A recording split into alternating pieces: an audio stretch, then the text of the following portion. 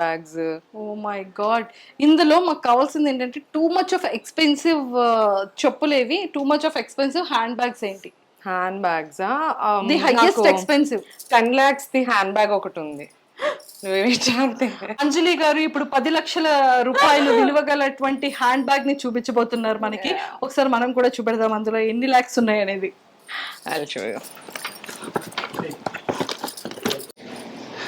oh my god, LV 10